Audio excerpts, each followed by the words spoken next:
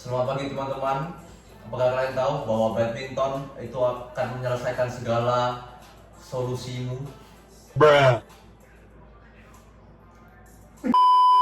Oke, selamat datang teman-teman. Hari ini kita akan melakukan podcast. Ya, perkenalkan nama saya Meklin. Di sini ada Axel, di sini ada namanya Rifkin. Hari ini kita akan membahas tentang dunia tentang badminton. Jadi selamat mendengarkan. Oke. Pertama, dengan siapa di sini? Ya, nama saya Rifkin. Saya sudah sering sekali bisa dibilang ikut badminton dalam dunia badminton ini. Mungkin bisa dibilang sudah lumayan lama juga gitu kan. Saya di dalam dunia badminton ini. Nah, dari kapan main badminton? Kalau saya harus bilang, mungkin saya udah mulai badminton tuh sekitar dari tahun 2018 ya, mungkin setelah 8 tahunan sudah saya bermain badminton. Iya. Nah, kamu itu waktu main badminton tuh karena kamu pengen main badminton atau diajak sama keluarga? Nah, jadi saya begini, jadi awal-awalnya itu saya itu diajak sama keluarganya saya. Gitu kan. Karena keluarganya saya itu juga sebenarnya keluarga yang suka badminton gitu kan. Papa saya suka sekali dengan badminton. Nah, saya pas itu tuh dipaksa untuk masuk dalam dunia badminton itu. Padahal saya awal-awalnya itu tidak terlalu suka dengan badminton karena menurut saya itu sangat capek sekali gitu kan. Oke. Saya pas itu pernah les di mana ya, kalau nggak salah tepatnya. Nah, jadi saya lupa di mana pas saya kecil. Nah, pokoknya saya pas di sana tuh saya pokoknya terpaksa sekali untuk ikut, dan mulai sering kali saya ikut di sana, saya tuh mulai suka badminton, dalam dunia badminton. Nah, kalau boleh tahu olahraganya apa sih sebelum badminton? Kayak misalkan harus cinta atau harus apa gitu? Oh ya, tentunya di badminton ini kalian perlu exercise gitu kan. Yang exercise yang saya sering lakukan buat badminton tuh tentunya ada namanya lunging. Jadi kayak kalian perlu latihan kaki kalian supaya adanya sebuah eksplosif ketika kalian tuh mau loncat, kayak mau bergerak ke sana ke sini tuh menjadi lebih mudah, nggak gampang kram, nggak gampang ngerasa capek juga. Nah ya begitu sih. Ya, terus kalau misalnya buat tangannya, kalian bisa melakukan seperti bicep curl, kalian bisa melatihkan forearmnya kalian itu sangat sekali penting untuk seperti smash atau mengontrol smashnya kalian, apalagi tentang pergelangannya kalian itu sangat sekali penting untuk mau backhand, mau smash, itu sangat sekali penting untuk pelajari pergelangannya kalian. Oh, berarti harus ini ya, kita harus latihan supaya ininya kelihatan Iya, besar gitu ya? iya, sering. Nggak harus tentang besarnya juga sih, yang penting powernya, terus flexibility-nya juga enak gitu. Oh, pantesan ya. Gua pernah sering ketemu teman-teman, beberapa teman-teman gua itu malahan forearmnya bagian tangan kanan yang gede gara-gara badminton. Iya, Dan dia iya. lebih kecil gitu. Iya, itu sangat gitu ya? emang relate banget sih kalau di dalam dunia badminton tuh banyak sekali orang yang kayak gitu. Kalau kalian pernah nonton orang yang pernah masuk Olimpik tuh mungkin juga bisa dilihat kebanyakan kayak lebih besar tuh tangan kanannya. Oh. Lebih berat tuh tangan kanannya. Oke. Nah, selama lu main berapa tahun tadi? 8 tahun ya? 8 tahun. Ya. Lebih sering main single atau double? Nah, saya itu lebih memilih untuk memain single gitu kan. Kenapa? Dan sebenarnya saya kalau dalam ikut kompetisi, saya itu ikutnya single sama double, jadi ada dua-duanya ya. Oke. Tapi saya lebih sering ke single karena dari awal saya latih itu emang saya itu lebih sering itu ke single. Karena saya merasa kayak kalau double tuh kayak koordinasinya sama teman saya ini kayak kurang bagus gitu kan. Chemistry-nya Ya, chemistry-nya menurut saya tuh ya begitu lah, kita rada kurang gitu kan. Iya, jadi saya tuh pertama suka terjun dalam dunia badminton tuh karena ada singlenya ini loh. Karena saya tuh lebih memilih untuk melakukan itu sendirian gitu loh. Kalau misalnya kayak tempat-tempat yang lain kayak basket, dan lain kan teamwork semuanya gitu kan. Saya tuh lebih suka permainan yang dimana itu bisa sendirian gitu loh. Nah, dan maka itu ketemulah dunia badminton ini dalam single. Tapi kadang-kadang juga double, cuma lebih sering aja single. Oke. Biasa olahraga seminggu berapa kali? Saya berapa hari? Sebenarnya kalau bisa itu setiap hari ya. Tapi tentunya ada perlunya rest day gitu kan. Rest day-nya mungkin 2 hari lah, berapa hari gitu kan. Tapi diusahakan kalau misalnya ada waktu free, ada waktu memang nggak terlalu capek dan gimana kita pakai waktu itu untuk berolahraga. Oke. Nah, selama 8 tahun main lu pernah nggak sih kayak merasa skill lu itu stuck di sini-sini aja gitu? Nah ini kan pesan penting juga ya buat beberapa orang yang masih pemula, yang masih mau terjun di dunia badminton mungkin. Nah kan mereka pasti nungguin itu. Nah itu gimana menurutnya? Ya dari experience ku sendiri, nggak tahu kalian pernah merasakan yang tidak. Pas itu saya pernah ada berada di top formnya saya. Saya merasa oh enak sekali nih mainnya, oh ini kok special lebih kenceng banget nih. Terus tiba-tiba dalam suatu hari, tiba-tiba formnya saya tanpa ada alasan apapun tiba-tiba langsung drop gitu kan. Kok pukulnya saya tidak kena, kok smashnya tambah pelan dan lain seperti itu. Dan itu sebuah hal yang menurutku itu dalam perjalanan itu mulai normal gitu kan. Tiba-tiba aja formnya itu mulai melemah dan lain-lain, tapi itu bukan sebuah hal yang membuat kita seharusnya jadi dimotivasi gitu kan. Karena pas awal-awal tuh saya pas tiba-tiba menjadi lemah, tiba-tiba saya kok jadi berbeda ya cara mainnya saya gitu kan. Itu saya tetap push gitu kan, saya tetap nggak melihat itu sebagai hal yang membuat saya jadi pengen berhenti badminton, tapi saya tetap lanjutkan badminton karena pas saya mulai lanjut terus berbagai level yang mungkin pas dulu tuh belum bisa saya capai mulai bisa tercapai lagi. Oke, berarti sebenarnya bukan tentang stucknya ya, tapi mungkin ketemu musuh atau kompetitor yang lebih jago. Benar. Jadi kita masih bisa terlatih di situ ya. Benar sekali. Nah, kenapa? Ini pertanyaan gue ya. Ya. Kenapa kamu lebih prefer olahraganya tuh badminton daripada olahraga kayak basket, futsal, sepak bola, tenis segala macam? Nah, kan mereka juga sama-sama mengeluarkan keringat, pakai footwork juga ya kan? Di badminton kan pakai footwork juga kan? Basket juga ada footworknya, sepak bola ada footworknya, futsal juga ada, tenis juga ada. Kok lebih mirip apa ya? Padel ya? Padel sekarang lagi lah. Ya, padel. Nah, kenapa kamu kok lebih prefer ke badminton daripada ke olahraga yang lain? Aku harus bilang sih, kalau emang ada sebuah part di mana itu emang karena dari keluarga gitu kan. Karena dari keluarga itu memang supportnya itu di dalam dunia badminton. Aku juga awal-awal masuk dalam sebuah olahraga itu juga olahraganya badminton. Jadi memang alurnya dari aku sendiri memang ke badminton. Tapi kalau aku sendiri yang udah pernah coba kayak basket, aku juga udah pernah coba tenis dan padel juga. Dan menurutku aku masih rasa kayak feelingnya tuh paling enak tuh di badminton. Mungkin memang karena udah lama juga kan di dunia badminton gitu kan. Jadi memang ngerasanya kayak oke lah, rasanya lebih fun tuh di sini, daerah sini yang memang aku udah berprofesi di situnya gitu kan. Berprofesi? Iya, profesinya di situ. Berprofesi skillnya talentnya di situ. Skillnya. Bukan profesi ya? Iya, Bukan profesi. Klarifikasi. Oke, terus habis itu kan kalau main badminton kan pakai alatnya kan raket ya. Yes. Nah, kamu raket pertamamu itu raketnya merek apa? Nah, jadi raket pertama saya itu jujur saya nggak tahu mereknya apa gitu kan. Karena itu tuh raketnya tuh dari zaman pahit pokoknya lah. Itu raket yang dulu sekali orang tuanya saya pakai. Papa saya dulu pakai raket itu dan semenjak saya pertama kali masuk saya pakai raket yang punyanya papa saya. Nah, itu raketnya ada nggak di sini? Oh iya ada. Itu Yang mana? foto raketnya di sana. Yang mana? Saya ada bawa, ada yang warna biru sama warna merah ya. Warna biru, merah, sama ada yang warna kuning juga, yang warna ungu begitunya. Oke. Nah, yang warna merah, Merah. iya yang warna merah. Nah, ya. Berarti ada 3 ya? Ada 3 nih. Nah, jadi ini Ada ada. yang mana? Kasih tunjuk ke kamera. Jadi untuk yang dua ini raket yang pertama saya itu nggak tahu mereknya apa. Di sini tulisnya Pro Teknologi, sama di sini ada Control 3110 gitu kan. Saya nggak tahu ini mereknya merek apa. Tapi ini udah dari dulu banget pokoknya raketnya, orang tuanya saya yang pakai. Untuk yang ini bisa dibilang nggak bisa bilang baru sih, tapi ini yang baru-baru ini bisa dibilang paling baru lah daripada kedua ini gitu kan. Jadi saya mulai main, saya kepikiran nih, saya pengen beli raket baru gitu kan. Makanya itu raket pertama yang aku beli tuh raket ini, yaitu Challenger Boost 42. Mereknya? Mereknya itu Challenger Boost 42. Itu model. Mereknya. Ini logo itu merek. Oh iya, ini maksudnya mereknya ini merek cleaning ya. Ya. Oh, iya.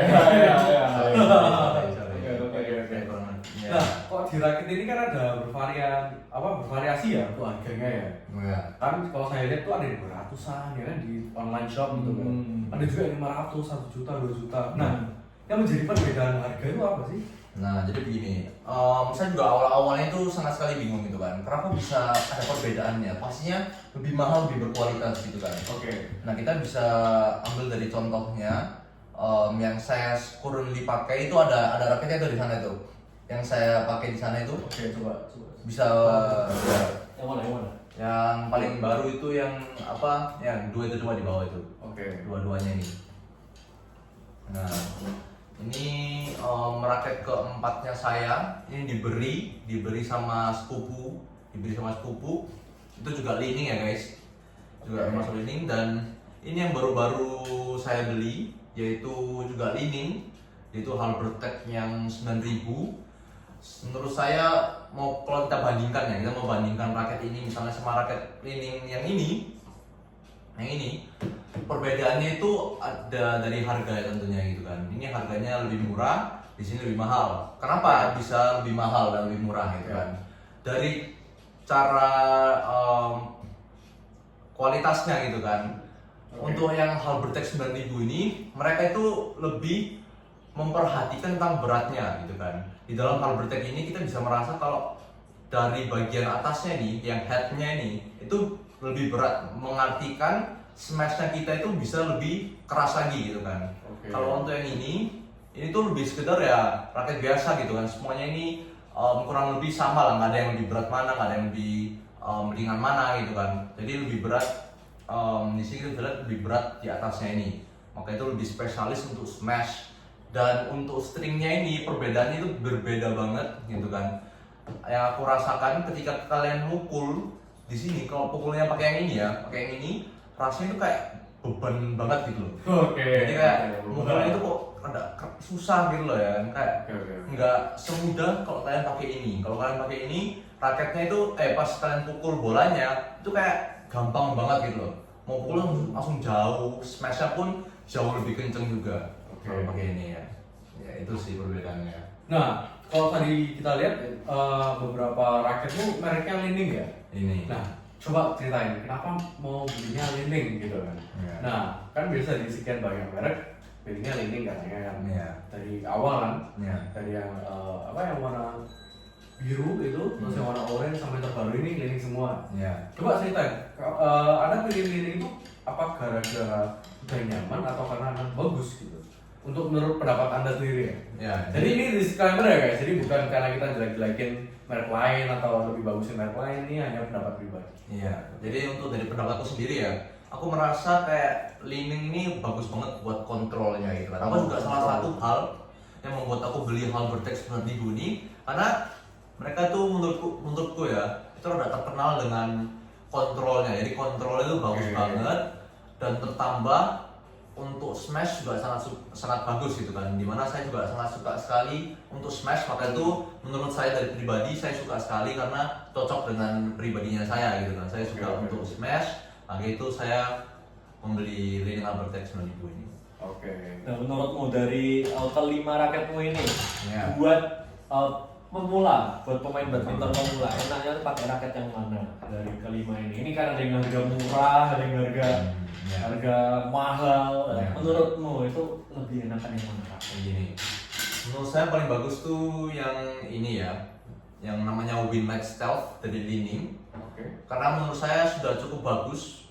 Maksudnya kalau pas pukul memang nggak sebagus yang Halbertech 9000, tapi untuk pemula ini sangat sekali bagus sudahan. Tapi juga ada rekomendasi yang mungkin aku bisa bilang aku lebih suka daripada ini, tapi aku nggak beli, aku keburu beli yang 9000 duluan, yaitu namanya Li-Ning Halbertech Motor ya. Motor itu menurutku juga sudah sangat sekali bagus. Dan kalau saya misalnya nggak beli yang 9000 ini, saya akan pasti belinya itu yang motor itu, karena kurang lebih udah cukup lah, apalagi buat pemula tuh sangat sekali bagus karena modelnya yang ringan dan smashnya yang sangat sekali eksplosif. Ya itu sih. Oke, ya jadi benar teman-teman. Nah, buat di badminton sendiri itu ada 3 tingkatan ya. Ada yang pemula, ada yang intermediate sama yang profesional. Nah, buat dari raket ketiga ini aku juga udah pernah lihat, aku kan juga udah pernah coba main ya pakai raketnya Rio ini. Nah, aku kan baru main badminton itu masih beberapa bulan ya, beberapa bulan ya. Baru 3 bulan ya mungkin ya. Ya 3 bulanan lah, 3 bulan 4 bulan. Nah, menurut aku yang aku pinjem itu buat pemula emang cocoknya dengan raket yang harganya murah tapi bagus kayak Challenger 42 ini. Kenapa? Karena dia itu nggak terlalu berat dan kalau kamu mukul dengan tenaga yang sedikit kan juga pemula. Kalau pemula kan belum bisa mengeluarkan lebih banyak tenaga ya. Yes. Jadi butuh yang namanya raket yang head heavy. Ya makanya kenapa banyak raket yang murah itu head heavy karena ketika pemain pemula itu melakukan kayak kontrol atau smash itu bisa lebih kenceng arah koknya karena head heavy, jadi dia itu berat, bener ya? Benar. Nah, kalau menurut aku ya, kan aku bukan player leaning ya, aku bukan player leaning. Aku sekarang pakainya tuh raket yang dari Flex Power guys, Sniper 99. Nah itu ringan banget kan, ringan banget, iya, ringan iya, banget ya. iya, iya. Nah itu karena aku belum punya banyak power kayak dia ini, ya. Oh gitu. Ya. Oke. Oke. Oke. Jadi aku pakai Sniper 99 guys. Itu ringannya ringan Soro. Warnanya putih, nanti ada gambarnya. Nah, itu lebih ringan dari semua raket yang pernah aku pinjam di sini. Nah, kenapa kok aku nilainya yang ringan? Karena aku nggak punya power. Ketika kita pakai raket yang ringan, itu kita mau kontrolin kemana aja raketnya itu bener-bener apa ya, nggak terlalu makan tenaga kayak Oke. gitu ya. Jadi kan nggak tahu dalam badminton ya, dalam badminton kan kita itu pasti maju mundur terus lompat dan segala macamnya kan. Nah itu kan pasti menguras tenaga. Nah Oke. kalau buat kalian yang pemula terus kalian mikir apa namanya, kalau harganya lebih mahal berarti ini lebih bagus buat pemula. Enggak guys, kalau lebih mahal itu belum tentu bagus buat pemula. Contohnya ini Halbertech ini harganya nggak yang apa ya, bukan yang terjangkau, tapi ini memang khusus untuk player profesional atau intermediate yang sudah punya tekniknya. Kalau buat pemula nggak punya teknik, main pakai Halbertech 9000 ini ya siap-siap tangannya itu capek, Iya. tangan Oh, capek, iya, oke. terus nafas itu jadi sulit karena ya itu kita belum ada teknik, terus kita pakai raket yang berat dan kita apa namanya harus footwork yang kita maju mundur di lapangan untuk dapetin kok. Nah itu jadi ya rekomendasi dari aku juga ya, dari sarannya dia juga sama, lebih baik yang raket dengan harga yang range-nya itu 200.000 sampai ke 500.000. Nah kalau 200.000 mungkin di Lining itu nggak ada ya, masih belum ada ya. Iya. Yang 200.000 yang benar-benar bagus belum ada. Ada sih tapi 250-an ribu ya, ini Challenger 42 bus ini itu 250-an ribu. Tapi kalau kalian mau cari yang di bawahnya itu yang raket punya aku, itu harganya cuma 210.000 doang guys. Udah dapat grip tapi belum dapat senarnya.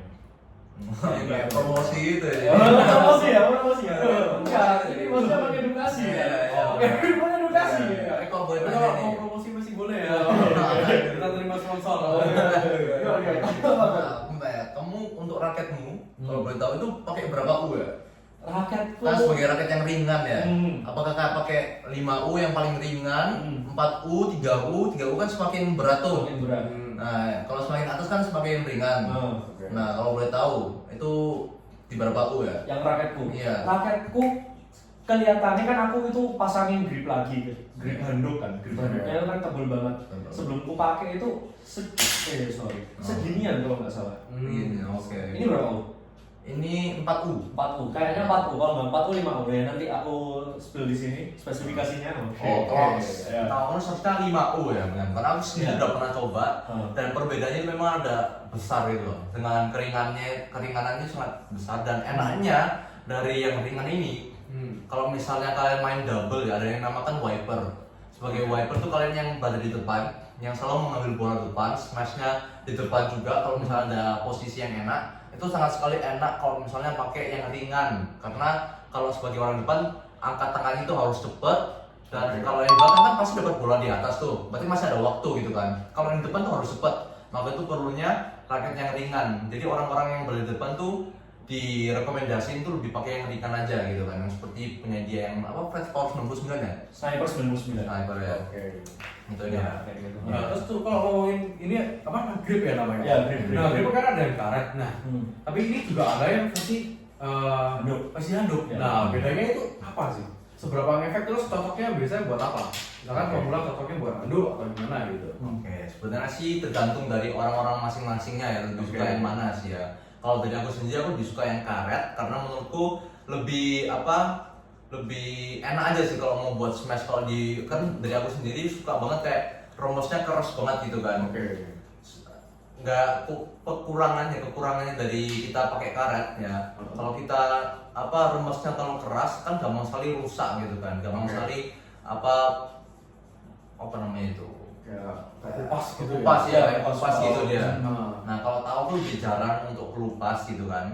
Jadi lebih enaknya dari towel tuh itulah, bisa lebih tanam bisa dibilang. Tapi minusnya sih dia itu bisa ya rada kotor, terus gampang sekali keringatan. Kalau misalnya keringatan jadi bau gitu kan. Nah, oke, jadi oke. lebih baunya di situ gitu kan. Hmm. Nah, enaknya di sini itu lengket gitu kan. Kalau karet itu lengket dan ya enak aja buat smash gitu kan. Kalau supaya gripnya nggak gampang lepas, gripnya buat smash juga enak. Nah, seperti itulah ya. Ya, kalau dia karet ya, kalau aku handuk teman-teman. Ya, Ya. kita berlawanan di sini, Iya. berlawanan. Oke. Nah, kenapa aku pilih handuk? Karena yang pertama, aku kan masih pemula. Aku masih pemula dan aku kan masih belajar, masih belajar teknik-tekniknya dan pastinya tanganku kan gampang keringetan. Oke. Kan aku masih belum punya teknik yang memadai. Jadi aku lebih prefer ke towel karena tanganku ini ya kita kan individu berbeda-beda ya guys. Yes. Beda-beda. Jadi kadang kan ada yang olahraga tangannya nggak basah, ada yang tangannya basah. Nah aku termasuk yang gampang basah tanganku. Jadi aku lebih prefer ke handuk. Kenapa ke handuk bukan ke karet? Sebenarnya karet lebih enak juga. Cuma aku lebih prefer ke handuk untuk saat ini karena ya dia mudah menyerap keringat. Iya. Ya, Nggak udah licin. udah menyerap keringat, nggak licin dan aku tuh orangnya suka yang gripnya gede. Gripnya Oh, gede. oke. Ya, soalnya aku kan masih belajar, jadi aku masih menyesuaikan lah gripku ini kayak gimana, kayak gitu. Oh, baik. Terus bener sih minusnya itu, kalau misalnya keringatan jadi warna hitam gini. Jadi warna hitam gini dan bau. Kayak gitu itu minusnya sih. Tapi kalau buat pemula aku rekomendasinya itu kalian pakai towel aja nggak apa-apa. Kalau pakai karet, ya aku sebenarnya pernah sih pakai karet yang kayak gini. Nih, aku pernah dan itu aku pakai berapa kali ya? 3 kali, 2 kali, 3 kali itu udah lepas karena tanganku berkeringat. Oh Kayak gitu. iya. Jadi itu dia guys. Jadi kalian bisa terserah mau pilih grip yang karet atau yang handuk ini ya. Jadi enaknya senyamannya kalian lah gitu.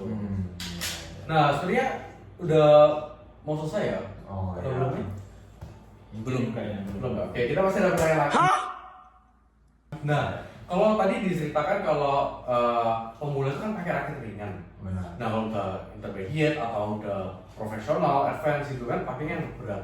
Nah, kalau yang misalkan Anda sebagai orang yang udah profesional, kalau pakai yang ringan, itu apakah bisa ngefek atau pakai yang berat tuh jauh lebih efektif gitu? Perbedaannya di Oke. mananya gitu?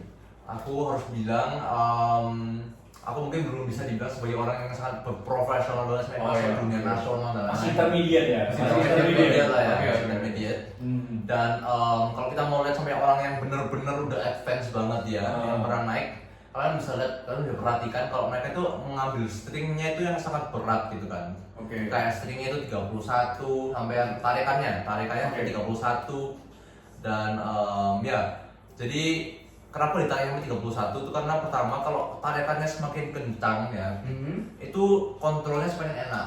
Andai kan begini, kalau misalnya tarikannya itu lebih lebih nggak keras gitu. nggak keras gitu, pastinya kayak pas kena bolanya itu mantulnya itu nggak seenak itu gitu loh. Oke. Kalau tarikannya keras gitu kan, pantulannya juga nggak kayak goyang-goyang gitu loh. Karena lebih Senarnya padat gitu ya. lebih padat ya. Oke. Maka itu kontrolnya lebih bagus, smashnya juga lebih enak gitu kan. Tapi minusnya kalau ambil 31 gitu kan, untuk pemula apalagi gitu kan, bolanya itu pasti rasanya kayak berat sekali gitu. Pas mau mukul tuh berat sekali, maka itu kalian perlu latihan terlebih dahulu gitu kan, kayak perlu banyak exercise, pokoknya apapun itu semakin kuat lah, kalian semakin kuat. Kalau kalian udah merasa kayak oke, kalian merasa udah kuat, udah enak tekniknya, udah sering kena sweet spotnya dan lain-lain, baru kalian mungkin bisa kepikiran untuk lebih diketatkan sebenarnya. Ya. Ngomongin tentang badminton kan biasanya ada orang pasti ngalamin cedera ya. Nah kan pasti semua olahraga pasti ada di waktu alami cedera. Nah biasanya cederanya itu apa sih kok di dalam badminton gitu? Wah, sebenarnya ada beberapa hal yang sering bisa dibilang terjadi. mengkhawatirkan, tapi juga ada hal yang mungkin bisa diabaikan gitu kan. Jadi Contoh? contohnya banyak sekali orang yang sering kali kesleo kakinya gitu kan, pas lagi mundur atau ke kanan kiri, kakinya kesleo tiba-tiba. Nah itu ada beberapa hal yang bisa kalian avoidkan gitu kan, bisa kalian hindarkan dengan cara terkadang tuh gara-gara sepatunya. Sepatunya di dalam badminton tuh ada berbeda-beda gitu kan. Nggak hanya sekedar sepatu yang kalian pikir oh ini sepatunya ini tipis, oh ini sepatunya ini gede, ini enak dipakai ini buat lari, buat kayak basket dan lain-lain, itu berbeda gitu kan. Bisa mengalami cedera lewat sana gitu. Nah, salah satu hal yang kalian perlu perhatikan ketika kalian memang sudah beli nih sepatu badminton, pastikan cara ikat sepatunya juga benar. Ini sering terjadi ya. Nah, kalau kalian misalnya kurang ketat cara kalian tali sepatunya, itu bisa mengalami kesleo. Karena apa? Karena kalau kalian nggak ketat, kayak masih ada spesies masih rada longgarnya gitu loh. Walaupun cuma sedikit ya, walaupun longgarnya cuma sedikit, itu bisa mengakibatkan kalian tuh kayak kakinya kegeser gitu loh. Gara-gara masih ada tempat kosongnya itu loh. Akibatnya kalian bisa kena kesleo dari itu. Jadi kalau bisa ketatkan sekali sampai kalian tuh merasa kayak menyerap banget gitu ke kakinya kalian. Bahkan kalian itu kayak nggak pakai sepatu gitu loh, jadi kayak pakai kaki gitu loh, saking eratnya gitu loh. Supaya itu mengakibatkan supaya kalian itu nggak gampang kesleo sih, karena lebih kayak gitu. Dan satu hal lagi yang mungkin bisa dibilang cederanya yang rada fatal, itu ketika banyak sekali orang tuh mengambil bola ketika mereka tuh lagi capek banget nih, lagi capek udah habis main gimana, terus ambil bola tuh langsung menusuk ke bawah. Itu banyak gitu ya. Iya, menusuk ke bawah nih, ambil ini. Nah itu sangat bahaya karena sudah emang ada kasus-kasus di mana beberapa orang tuh meninggal gara-gara itu, di mana aliran darah itu semuanya langsung naik ke atas gitu kan. Dan itu mengakibatkan mereka meninggal gitu kan. Ada kasusnya juga beberapa lewat sih. Jadi perlu dihindarkan kalau bisa. Maka itu belajar untuk ambil bolanya itu pakai raket langsung dari bawah, itu sangat penting juga untuk keselamatan kita sendiri ya. Nah itu bagus ya. Terus aku mau nambahin sesuatu. Nah ini yang perlu dihindari, ini paling penting banget. Kalau kalian sebelum main badminton itu jangan lupa makan. Jangan lupa makan yang ada karbohidratnya. Kalau enggak, aku soalnya pernah main ya waktu itu ya. Kita main single guys, single. Itu aku cuma makan roti. Makan roti.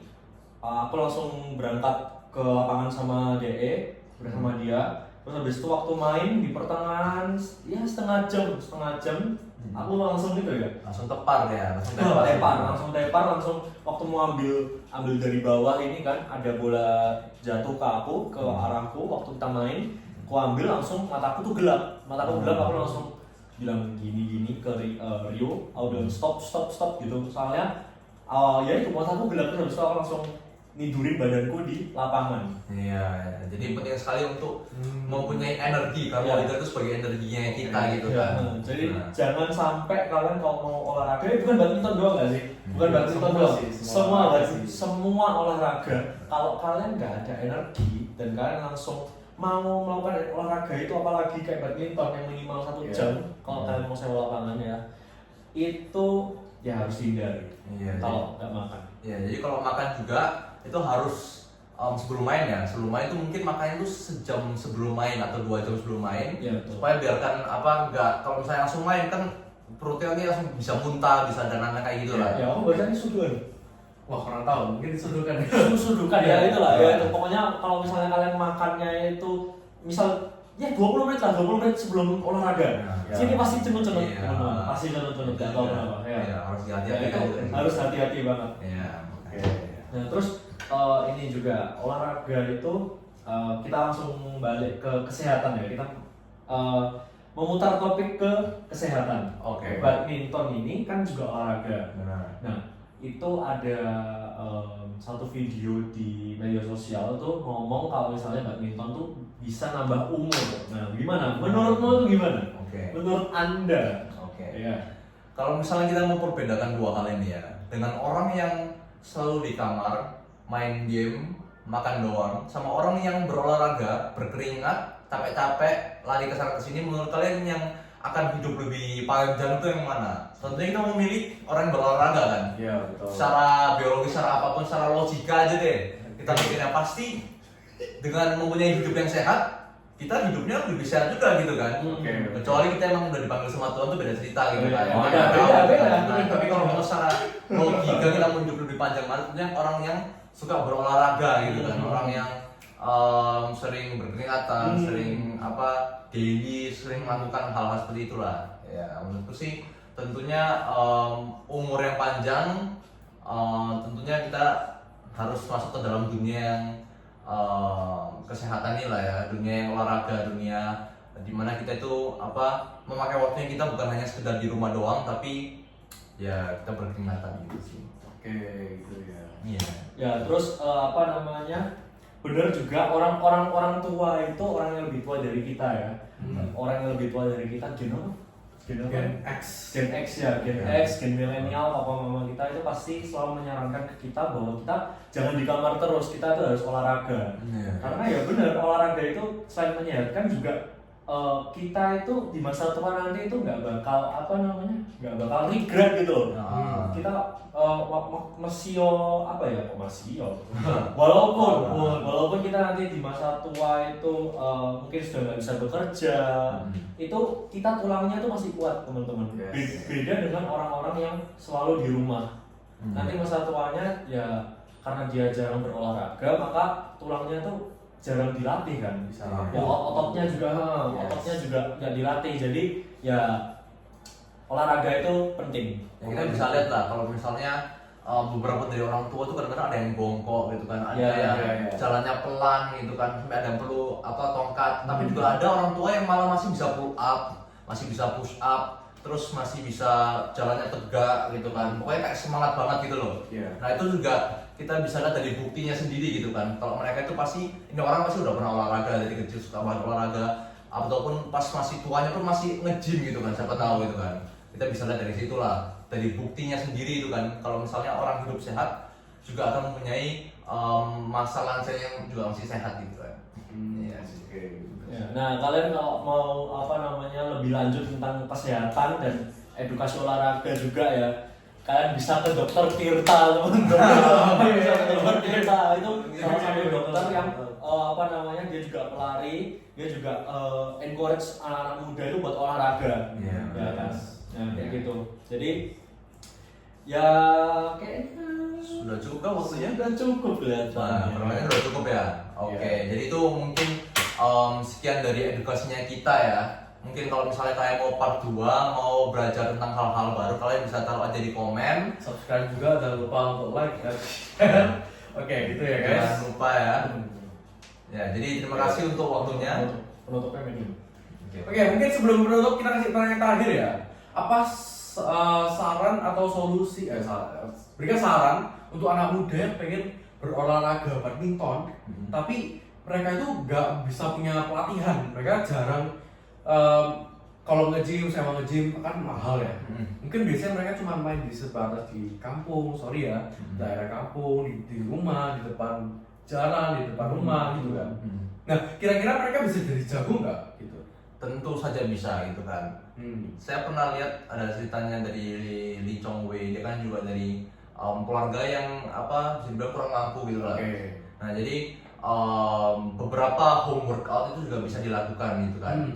Nggak harus sekali kayak nge-gym perlu pakai equipment dan lain-lain. Kalian bisa latih kakinya kalian, bisa jumping rope pun nggak perlu pakai rope-nya pun bisa gitu, loncat aja gitu kan. Oke. Terus mau lunging kayak kakinya kan nggak perlu pakai beban dulu gitu kan. Yang berkali-kali aja kan. Yang penting komitmennya kalian sendiri aja sih sebenarnya. Oke. Nggak perlu sampai ngejiwa atau gimana, yang penting itu dari dirinya kalian sendiri aja. Apakah kalian tuh bener-bener serius dalam mau masuk dalam dunia badminton ini, serius mau dalam olahraga ini gitu kan. Itu serah kepada kalian sendiri, komitmennya itu dalam diri kalian sendiri. Itu sih. Oke. Ya, jadi itu dia guys. Jadi kalau kalian misalkan masih berpikir kalau wah ini kayaknya bukan jalan gua nih kalau mau terjun di dunia badminton, wah kayaknya ini nggak cocok, kayaknya ini nggak bisa kalau kayak gini, harus modal banyak dan lain sebagainya. Nah itu sebenarnya enggak ya guys. Jadi kalian bisa mulai start dari kecil aja, kalian bisa jadi, siapa tahu mungkin kalian bisa jadi orang sukses, jadi atlet, kalian dapat panggilan, kalian bisa bermain di dunia atlet gitu kan. Iya. Kalian dapat fasilitasnya. Nah itu. Benar. Oke, jadi sepertinya di sini aja cukup ya, cukup sudah. Baik. Oke, terima kasih. Terima kasih. Terima kasih untuk Untuk waktunya ya. ya, terima kasih. Oke, sampai jumpa. Imagine him ninja got a low table fame.